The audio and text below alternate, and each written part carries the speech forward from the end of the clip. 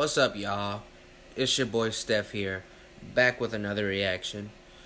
So, as you could probably tell, I'm tired. I worked today, and I don't know. I'm just tired. I'm sleepy. But I decided I can at least get y'all one video out before I hit the sheets. So, we got... I found a strange VS8. Fuck. See, I'm so tired, I'm fucking up. I found a strange VHS tape in my basement, Creepypasta. And it's by Creepypasta Jr. So, without further ado, let's get into it.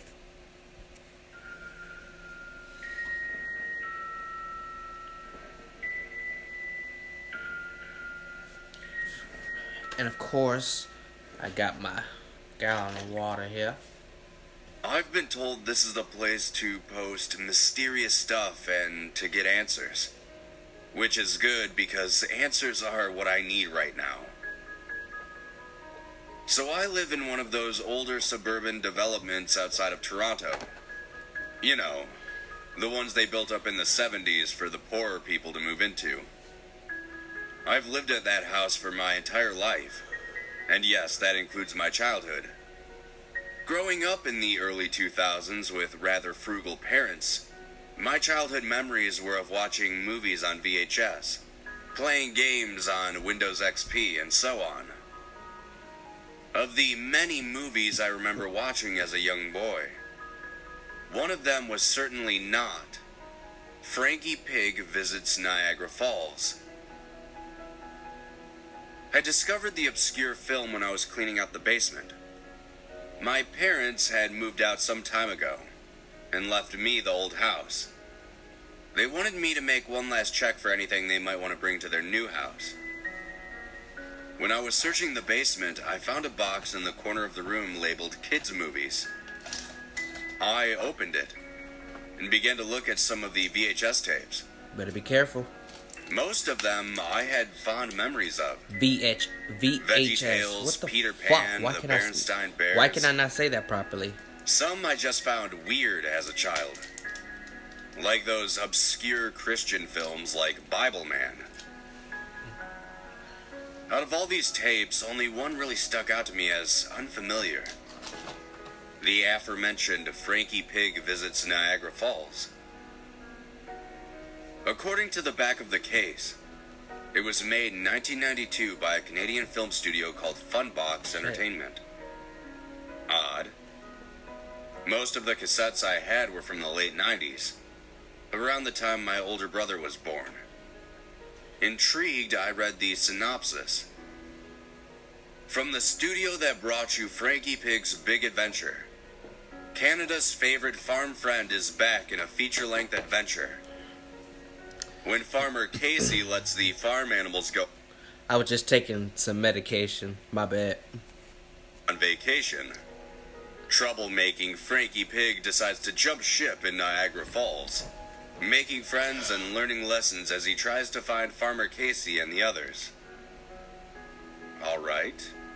Sounds innocent enough, I thought to myself.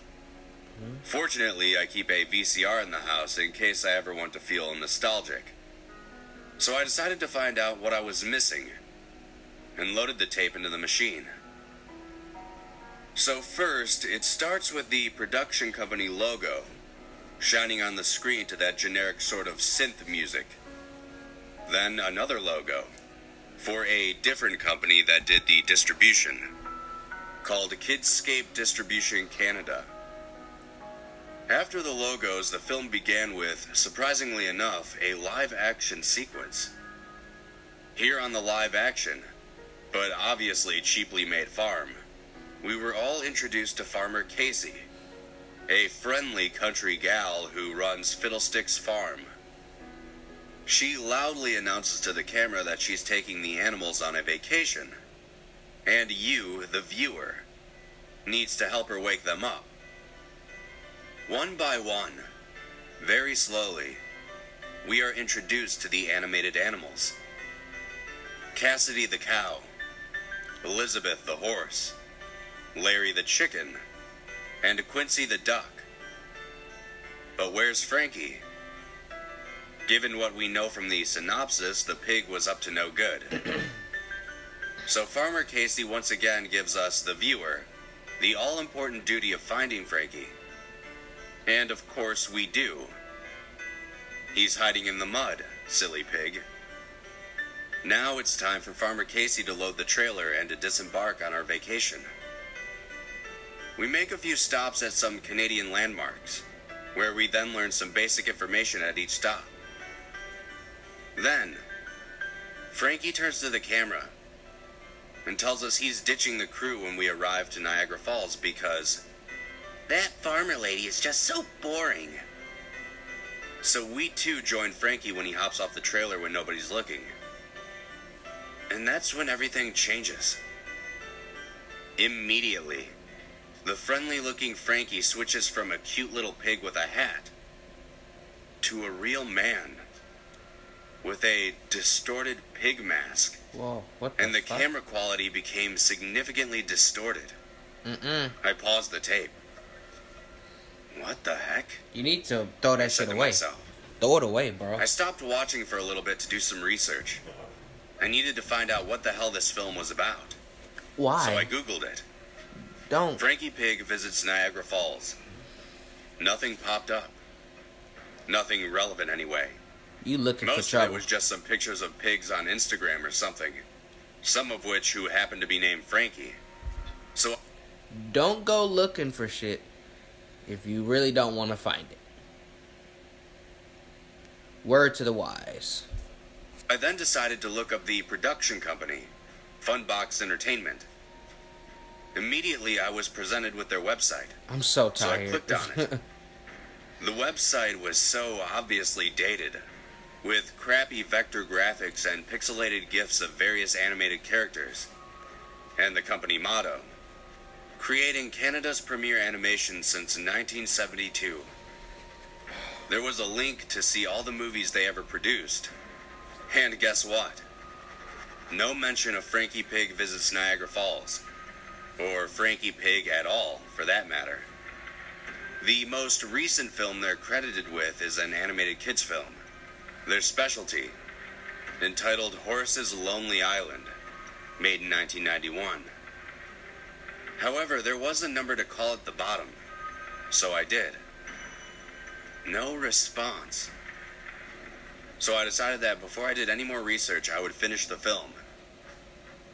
I sat back down on the couch and pressed play. This new, creepy version retained the original childish voice of Frankie, except now it seemed like he was crying as he spoke. You're a glutton for Like punishment, he was aren't forced you? to say the words. Now that I've left those fools, it's time to explore, said Frankie. He was standing in a field, very obviously not a set. The camera turned to showcase the skyline of Niagara Falls, lit with nightlights. The film quality made it feel like those creepy found footage films on YouTube somewhere. The camera was behind Frankie, following him as we slowly walked towards the city. The film cut to Clifton Hill. It's practically midnight judging from the sky, and the lights of the strip are the only things cutting through the darkness. Frankie walks up the street, past several tour buses and tourists, none of whom seem to notice him. It's when he turns onto a side street when I notice he's holding something. A knife. Oh shit. A woman, dressed similarly to Farmer Casey, is standing at the end of the alley. When she turns around, her face is disfigured. "Frankie, you naughty pig, I thought I'd never find you," she hollered. The way she said it was eerie. Then, 4 men wearing animal masks appear behind her, and Frankie walks up to her. "I knew I'd find you, farmer lady," the child said on the other side of the microphone. Suddenly, the screen went static, and the camera cut to the film set at the farm. There, the 5 men brutally stabbed the actress who was playing Farmer Casey the fuck? while a young boy, who I think is the voice actor who played Frankie, watched. I couldn't believe what I was seeing. What the fuck? Why would my parents even have this?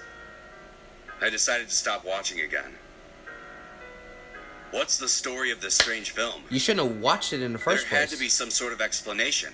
Don't look for it. So I did some more digging on the company, Oh my Funbox God. Entertainment. You are looking for... Turns out they declared bankruptcy in 1994 You gonna get because got. they hadn't made money since 92. The same year Frankie Pig Visits Niagara Falls supposedly Some came things out. are not meant to be looked Other for. than that, nothing was that out of the ordinary, just business stuff. Leave some stones Obviously, unturned. I was missing something. The opening credits mentioned another company, Kidscape Distribution Canada, the people who distributed the film to retailers. A quick search for them turned up their website, which showed that they were still distributing films. A phone number was provided here, so I called. The following is a rough transcription of what took place. Hello, this is Chris from Kidscape Distribution of Greater Toronto. How may I help you today? Hey Chris, I'd like to ask you some questions about one of the films you distributed. Of course, which one? It's this old VHS kids cartoon. I think it's called Frankie Pig Visits Niagara Falls. Something gonna happen. Oh shit. No. I haven't heard of that one. If you leave your name and information, I'll get back to you when I can. I ain't leaving shit. Alright. I gave him my name and address before hanging up. Whoa. Whoa. Why couldn't you just leave your first name or your last name, not both, one or the other, and your phone number? Why did you leave your address? What do you need the address for? Why did you leave the address? Why did you give them the your address? Really? He said leave your information and I will get back to you, which is your name, first or last. Don't give them both. And your number. Your whole house address, though? Bruh. You playing around with your life, bud. You gonna get got. The information I left him was fake, by the way. Okay, thank you. The way he acted over the phone was a bit too suspicious for my taste. Soon after, I went back to the tape and watched Because I was sure further. about to get on your ass. After the gruesome scene on set was finished, the scene jumped back to Niagara Falls, where the animals are now carrying the other woman who is dressed as Farmer Casey. They walk her back onto Clifton Hill when police lights begin to flare. Again, the camera cuts to a scene of the falls at daytime, and all seems normal until a hand appears in front of the camera, giving a thumbs up. Then, the body of the other woman is seen, being thrown into the falls. The camera is then spun around to reveal more establishing shots of the city, before a man starts singing children's nursery rhymes. What the fuck? It then resumes to the animated children's film I thought I would be watching. Why are you still watching this? Frankie begins to regret leaving the other animals, and begins to take action to find Farmer Casey and the gang, You should. while also learning about the history and significance of the city of Niagara Falls. You bullshit. Then the credits begin to roll, and this is when I got my notebook out. First and foremost, I needed to find out if the actor who portrayed Farmer Casey was ever murdered, the actor who portrayed Frankie was ever kidnapped, and if the director or someone at the studio ever got caught. But to my surprise, all of the names were cut out of the credits. This is when I went to the police. I drove over to the station and handed in the VHS and told them everything I knew. They told me they would do everything in their power to find out the meaning of this tape. So that's it, you're thinking. That's all. No, that's not all. Before I posted this, something came up on the news. Remember the fake address I gave to the distribution company? Yesterday, there was a fire at that very location. Oh shit. A fire the police suspect to be arson. I think I'm onto something here. Yeah, you would have got. If any of you out there have ever seen this movie, or know something about it, or have even worked on it, please tell me about it. I need to know everything about this film. No, you don't. Is it just my copy that's like this? Do the events on the film correlate to anything in Niagara Falls? You need to leave shit alone. Please. I just need to find some answers. No, you don't. God.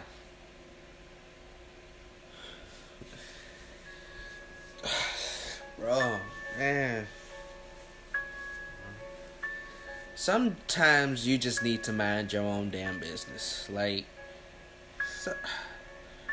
not everything is meant for you to know. Like, no, that's not how that goes. Even though this is a creepypasta, I wouldn't be surprised if weird shit like this has actually happened and people have took it upon themselves to research it. I ain't researching a damn thing. I'm gonna leave it alone, move on with my life. Now, if it's something real life, I may get the police involved, but me personally, I'm probably not gonna do no damn research. Let the cops handle it. But what he did, everything he was doing, no. And for a fire to just so happen to occur at that fake address you gave them, you was finna get got. Mind your own damn business. But y'all, I'm tired. So that's it for this video, y'all. If you like my reaction, like, share, and comment on the video. And if you really like my reaction, subscribe to my channel. Tap the bell icon so you will be notified every time I drop new content. I will leave a link to Creepypasta Jr.'s channel along with the link to this original video. And that's all I got for y'all this time around. Your boy Steph is out.